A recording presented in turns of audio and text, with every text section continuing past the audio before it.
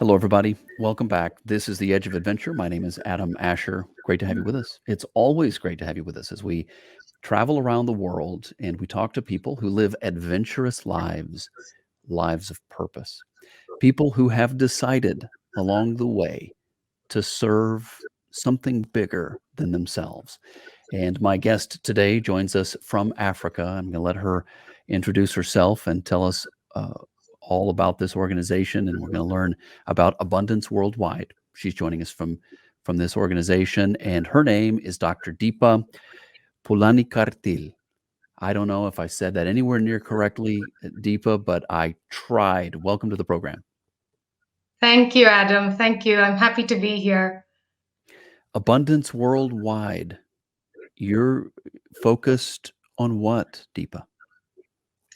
So, Abundance is a nonprofit organization that I co founded with some friends in 2016 in Malawi. So, we believe that there is abundance in the world. If you just look around nature, and even if you just look at a tree, it is abundant. It provides a lot of services to humanity. So we felt that despite abundance being naturally available in the world, there are pockets of lack. And that's where we want to go and spread abundance and help out those communities to also experience abundance. So it's a small organization, voluntarily run, and we have set it up in Malawi in 2016. This is The Edge of Adventure, and we're talking abundance worldwide. And my guest today is Dr. Deepa Pullanikkatil, and she's the co-founder of Abundance Worldwide. You'll be able to find them at abundanceworldwide.org. And we're going to get to know them today and get to know Deepa's heart as well. But let's establish where you are right now. You're joining us from Eswatini, right? Yes. Eswatini in southern Africa. It was formerly called Swaziland. So that's where I am. But previously, I was in Malawi for 5 years. And so when I left Malawi and moved to Eswatini, I had this urge, a desire to go back and start Abundance. Why? What caused that? What prompted it? This, you stated it very well a minute ago about this concept of there being abundance, and then, where there is scarcity, finding a way to create abundance or move some of the abundance from one place over to help the area where there's scarcity. But where did this get its start, Deepa, in your heart? As I mentioned, I was living in Malawi for 5 years, and I was working for an NGO called Leadership for Environment and Development. And as part of my work, I was working and supporting communities to adapt to climate change and do environmental management. When we were winding up from Malawi and moving to Eswatini, the communities that I worked with invited me to their village and gave me a farewell party. And it was so huge. There were about 250 people, and they had prepared this big feast for us. They had invited my family as well. And they gifted me a lot of things that they produce, rice and sugar cane and a fabric, the traditional fabric of Malawi. And I was just very touched with their generosity because as part of my work, I had done a research on the same community just 2 years ago that found that the community was experiencing drought, and they were surviving on one meal a day for several weeks, if not months. So I was just very touched that this community that has experienced so much hardship was giving me such a generous farewell to somebody who's leaving the country. They're not expecting anything from me, and yet they were so generous. So that really haunted me when I left and moved to Eswatini. So I think that then I thought, surely if such a community can be so generous, I can surely do something and give back to the community. So that's what prompted me, and I shared this desire with my friends. And so two other friends flew into to Malawi, and the three of us started Abundance. This is the Edge of Adventure, and we are talking abundance worldwide with my guest today, Dr. Deepa Pullanikkatil. I have to look down at my notes to do my best to pronounce. Beautiful name. Beautiful name. I want to try to do it justice. And she's joining us today from Eswatini, from the country of Eswatini, formerly known as Swaziland, right? Correct. Okay. And Deepa, well, I've got some questions. We'll come back to those. I was going to ask about sort of your journey, but we'll come back to your journey. Let's first be sure we understand all that this organization is focused on. I know that you at Abundance Worldwide, it's an integrated approach, and you look to take care of a few different key needs for the people and the communities. Tell me about those. Yes. So, having worked in the NGO field for some years, um, what I realized is that development is complex, and community needs are complex and interrelated. So, agriculture impacts water and the other way around, and education impacts a whole lot of other things. And then availability of natural resources affects health, and all of these are so interlinked. So, addressing only one issue or only looking at one sector at a time, what we call the silo approach, doesn't really work or is not very impactful for communities. So we wanted to take a different approach. We want the communities to be in the center, and then all the developmental interventions will be what the community wants, and it is not limited to one sector or one field. So that therefore it is integrating across several sectors, and that is what is an integrated development. And when you take that kind of approach, you are able to meet multiple needs of the community, and thereby making more deep and lasting impact. You talked about the integrated approach. You talked about the fact that you don't want to deal in silos. You don't want to deal with only focusing on this need or that need. They're all interrelated. But what are some of the key needs? What are some of these needs that you have connected, and as Abundance Worldwide helps these communities? What are some of the projects that you guys undertake? Some of the projects that we do, again, it is driven by the community. So the community demands us to address some of their needs, and that is how we bring about the interventions. So the first activity that we did when we started Abundance in Malawi was to provide fuel efficient stoves to the community. So what we did was we adopted a village. It's Imbando village in Machinga district in southern Malawi. So that village had 95 households at that time. So we bought 95 fuel efficient stoves and distributed it to the community, just to ease their lives a little bit, because women walk far distances to collect firewood. They spend hours. So, using a 3-stone stove is not an efficient way of cooking. There's a lot of energy that's lost. So, using a fuel efficient stove immediately eases their burden. They use less firewood.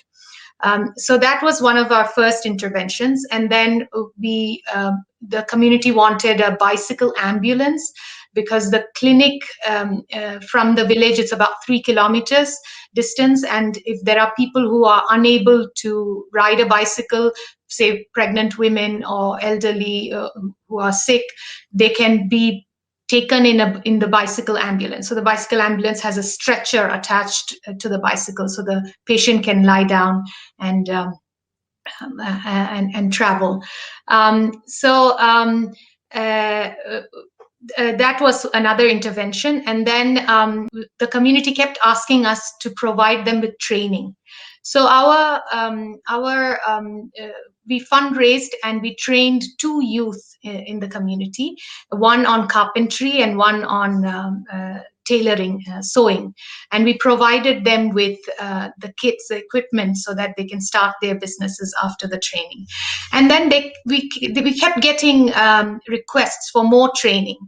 And we thought that, a lot of information is available on the internet. If only this community could have access to the internet and educational resources, they could actually do a lot of self learning. But unfortunately, there was no electricity and also no connection to internet or Wi-Fi in that village. And therefore, we set up a offline, off-grid e-learning center at a secondary school in the village. And so it is completely powered by solar power. And there is a server which has 500 gigabytes of training materials. And also we provided 8 laptops and 150 keypods, which means the laptops can be shared with 150 users. And with those educational materials, people are able to train themselves and learn a lot and share knowledge.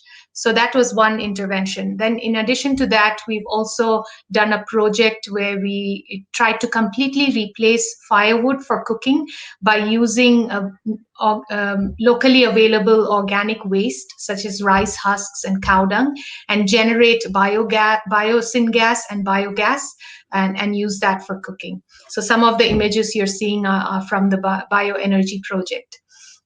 Then, in addition, we set up a small library. We planted trees. We provided sports kits to the youth, and we're supporting the youth to set up a small income generation project where they make a football field and generate income through ticketed matches. And then we're also supporting a women's group to set up a rice mill to generate income for themselves. So it's a mix of different things. This is the Edge of Adventure. We're talking about an organization today called Abundance Worldwide, an organization that works in Malawi. And the one of the co-founders is with us today. Dr. Deepa Pullanikkatil is with us today, and we're hearing about this organization and the many different projects. You get the picture here, guys. You said something, Deepa. You made some kind of comment that it's a small organization, and yet what you just described to me is a lot of activity. There's quite a few projects and key projects that are addressing key needs there in Malawi. And so from your history again, you lived in Malawi and then you left Malawi and you had this remarkable um, time and this connection with the people, and you saw their outpouring of love and appreciation for you. And then you moved, of course, as we've established, to the country of Eswatini, where you currently reside, and yet your heart is still there in Malawi, and you give back to Malawi, and this organization works there. What is it about Malawi that has your heart? As I mentioned, I was very touched by the generosity of the people. They don't have much, but they were so generous and giving to us. Malawi is also known as the warm heart of Africa. The people are just very endearing. And so I don't know, I just felt a connection. It's hard to describe, it's hard to explain. But I think I feel that with almost the whole of Africa. And I've traveled quite a bit in Africa, and I've lived in different countries in Africa. But Malawi is very special, and I'm glad that we could do something there. And I'm also just very lucky to have stumbled across and met wonderful people in Malawi who were willing to have that volunteering spirit to come and contribute their time and effort to abundance. So I think it was just good luck and just good intention. Yeah. How do you stay in touch with your team in Malawi? I can imagine you're probably using technology to some degree. Yes, yes. So at the village, we have Moses Pulusa. He's our community coordinator. We've provided him with smartphone, and we give him a little bit of airtime for communicating with us. And he's a fast learner. He's a rice farmer, but he wears many hats. He's a leader in his village, and he's able to quickly learn to use the smartphone and take photographs for us and update us almost on a daily basis. So we have WhatsApp groups, and he's able to send us information. Then in the town, in the city of Zomba, we have a team of people.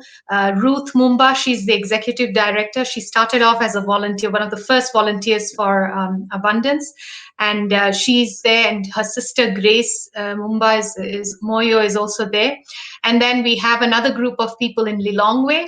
Some of them are my former colleagues. Some of them are young people that came attracted with the work that we do and joined us.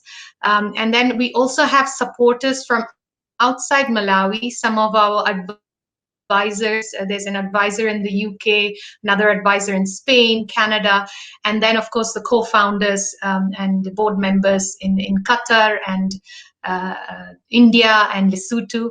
So there's a lot of team spirit, and we keep in touch almost on a daily basis using WhatsApp groups and also social media and emails, and we have Zoom calls regularly. So yeah, technology is really helpful. And technology has been key, been vital to the educational opportunities that you've been able to provide in Malawi. And I think I think that's significant. I think that is really significant, and especially with the time in our the world's history that we're living with the effects of the pandemic and the way it's changed life and the way that it's limited things. And I mean, it's of course to say that it's changed life is an understatement. I mean, that of course it has. But the way that you're putting technology to use, Deepa, is pretty impressive. May I ask about your own personal journey? Because as an outsider here, I'm observing, you know, the story, and I'm hearing about well the things that some of the things that you've done and how you've implemented, your knowledge and your skills and abilities to serve the Malawi people and help them in this way, to give back to them. How did you find yourself here? What, in general, tell us about your story and how these different parts of who you are have now come together to help and lead in this way. Sure. So I think I kind of felt something empty after leaving Malawi. And also the generosity was very touching, and I felt this strong need to go back and give back to the community. And I think what also drove me to abundance and starting abundance, taking that risk to do, to start an organization when you're actually left the country, was just serendipity. Like there were a number of serendipitous events that happened, which kind of gave me the courage and also kind of like a sign that this is the right thing to do. So the first thing when I decided that, okay, I want to go back to Malawi and start an organization, at that time I wasn't working. I had just moved to Eswatini following my husband's job. So I wasn't working or earning. So I used my savings to start to set up abundance and to buy my air ticket and pay for my accommodation. And funny enough, just after making those payments, 2 days later, I get an email from my university where I had a scholarship saying that I am eligible for a completion grant because I completed my PhD within a certain period of time. So I'm eligible for an additional grant. And that amount was exactly the same that I had spent to make my booking to travel to Malawi. So it was like, okay, this is crazy, it's bizarre, but it's amazing. And I think I should not worry about how I can do all of this, I think maybe the universe will provide for everything. And then the same way, when I approached my friends, there was the two friends that flew into Malawi. They were flying into Africa for the first time, so they took the risk, and that was so touching and inspiring. And then I met Ruth. Ruth is the executive director. I just met her on Facebook. I put it in a group, a Facebook group for Zomba City, that I want to come to Malawi and I want to start something new. And she immediately responded, and then we ended up meeting each other and becoming friends. And that's how she has been throughout involved very much in abundance and is managing the day-to-day operations. Similarly, the co-founders, the three of us, we gave a talk at the University of Malawi, and that's where we met Stuart. Stuart is a young graduate from the university, and he showed a lot of interest in what we do. And now he's the project and research manager for Malawi, and he's doing great. And through the connections with Malawi, we've been we are networked with University of Glasgow under the umbrella of Sustainable Futures in Africa network. And from that, we are able to get funding to do more work in Malawi, in our village. And Stuart was able to go and do his master's degree. So it's just been a lot of in the University of Glasgow. So he did his master's in Glasgow. So all of this just came together serendipitously and without a lot of effort. So I think that's what drove us to carry on. Okay, I believe everything you said except the part that there was without a lot of effort. That I don't know. That I don't know, Deepa. I think there was a lot of effort, but I appreciate your heart and how you're describing it there. But I know that there is a lot of work in all of this. Of course, you're talking about as it started. It's clearly there was something meant to be about all this in your past and prepared you for this. And then this heart that you have for Malawi and the people of Malawi. And there's there's a good lesson in here, Deepa. And we're not all called to do the same things. We don't all have the same history or skills or assets or tools, but we can all do something. And life is truly an adventure when you start living for something bigger than yourself. When you find a way to put to use the things you know how to do, the things that you know, when you find a way to put those things to use to serve other people and to make seemingly perhaps a small difference, it makes a big difference in your life. And just not to get on my soapbox there or move to preaching, but I hear your story, and that just inspires me to remind people of that, because your story is unique, but your story could also be their story in their own way. And it's fascinating to hear how all these things came together. The warm heart of Africa, Malawi. You love Malawi. You love a lot about it. What do you want to see in Malawi's future? I want abundance in the literal sense of the word. Abundance, plenty of food, plenty of job opportunities, just plenty in that the communities in Malawi can experience. I don't want lack. I don't want poverty. So I wish that everybody would have everything in plenty and not have to suffer for lack of any resources. So that is the ultimate goal. It sounds very idealistic, but I think the world has a lot of plenty that is there in the world. Yet, yet we find there's so much poverty, there's so much suffering, and small things that each of us can do can make a difference, and it can really impact people's lives and give them a taste of that abundance. Deepa, how can people, listeners, viewers of the program, how could they be supportive of abundance worldwide? So what we did initially when we started, we used our own resources, our savings, and we pooled and contributed.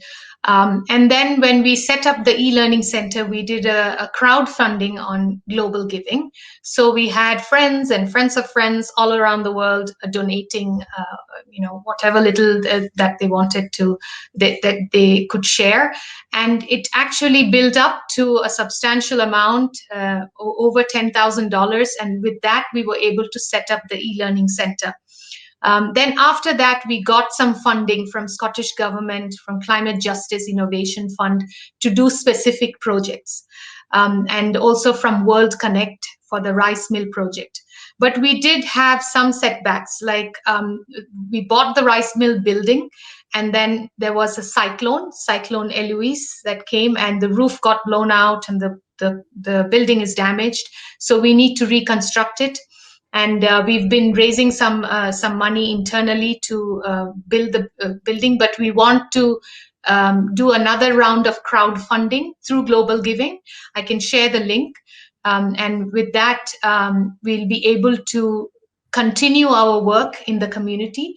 So finish the reconstruction of the rice mill, build a new kitchen for the community-based childcare center, stock up our library, the one with books, and also assist in repairing laptops for the e-learning center and holding regular trainings. So just some support to the community that requires longer term funding. We have set up this crowdfunding platform in Global Giving. So those who are interested can check out our website, our social media pages, and look at this Global Giving page and contribute to whichever project they want to support. Definitely should check them out. And if this has touched your heart in some way today, what would make my day is if you came alongside them and supported them in some way. So look them up online. You can look for abundanceworldwide.org, abundanceworldwide.org, or look for them across social media, Abundance Worldwide, and you'll get to share in the work that they do and consider coming alongside them and help them out. Deepa, tell me, in terms of projects or concepts or things that you're working on, maybe that we haven't already talked about, things that might be on the agenda for the future, what comes to mind? So what we found is that the photos that are being shown right now, we also support adolescent girls in making reusable sanitary napkins. So we have this menstrual dignity project, and so trainings are provided to girls and women on making these, just to make them self-sufficient so that they can make their own sanitary napkins. That is one. We want to also do further trainings in the community, and also train the women in business skills. So they are setting up a rice mill, but they need to learn how to be smart business women, how to save money, how to keep accounts, how to start a bank account, and so on. So those kind of trainings are also required. And the youth has tremendous energy, and they utilize the e-learning center very much.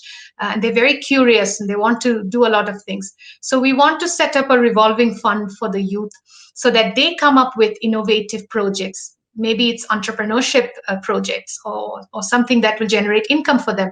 So let them come up with that, and we'd like to give from that revolving fund small grants to these youth, so that they can start doing projects and generating income for themselves and becoming self-sufficient.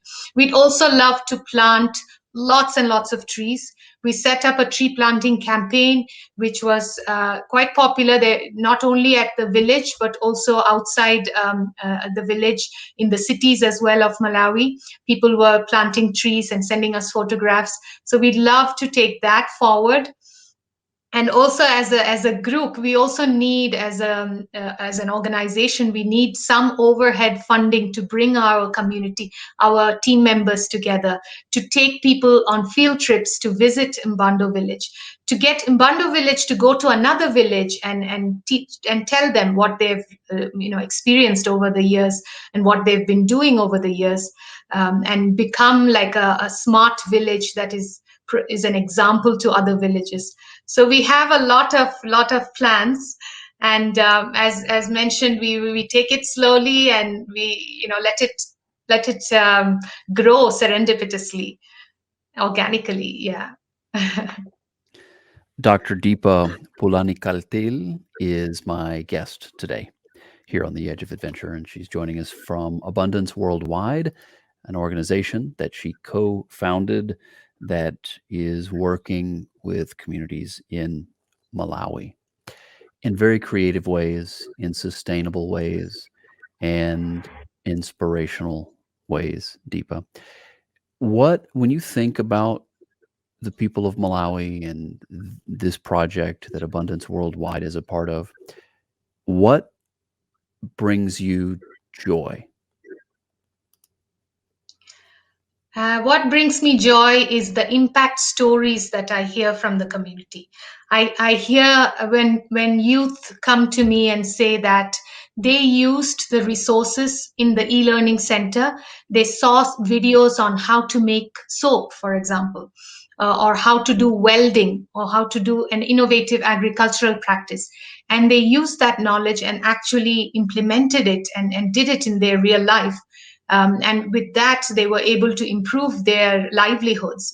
That gives me tremendous joy.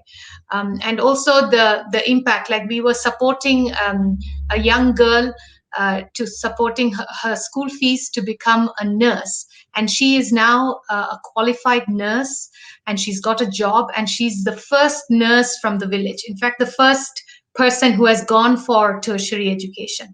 So when you hear stories about that, like this, it's just very inspiring that despite all the odds, despite all the suffering, despite all the challenges, people have that spirit to continue and to improve. And that's really endearing. Thank you. Deepa, as we wrap up the show today here on the Edge of Adventure, what word of advice or admonition would you have for the audience? It doesn't even have to relate to Abundance Worldwide per se, but what would you tell us today? I would say that don't be afraid to take a leap of faith. Don't be afraid to jump into the unknown, and take risks. Because when you try to do that, move out of your comfort zone, take a risk, then I think that's where amazing things happen. So please, try to follow your heart, find out what really makes you shine or makes you happy, and follow that, follow your passion. And the reward is amazing, is really it's fantastic. My guest today here on the Edge of Adventure has been Dr. Deepa Pullanikkatil, Pullanikkatil.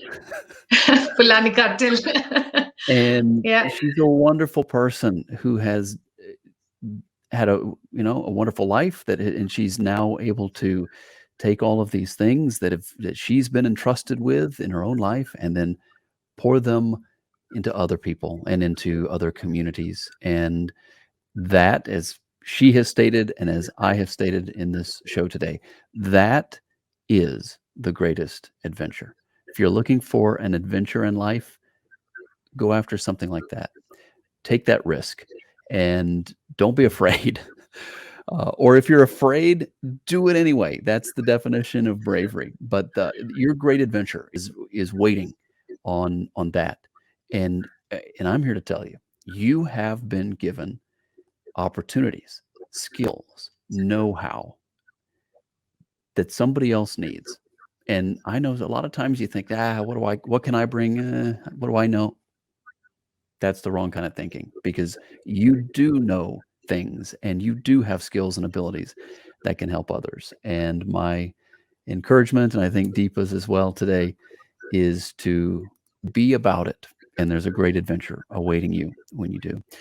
Deepa, thank you so much. Thanks for being on the show today. Thanks for Thank you. Thank you, sharing some Adam. time, and also letting us get to know Malawi and get to know this heart that you and your colleagues have at Abundance Worldwide. Thank you very much. Thank Again, you. my guest today, Dr. Deepa Pullanikkatil, and she's joining us from Abundance Worldwide. She's one of the co-founders, and she's a busy lady doing lots of great things there in Africa, and in particular in the country of Malawi. Thank you so much, Deepa. God bless you. We'll be in touch. And again, I just appreciate your time and all that you do. My pleasure. Thank you so much, Adam.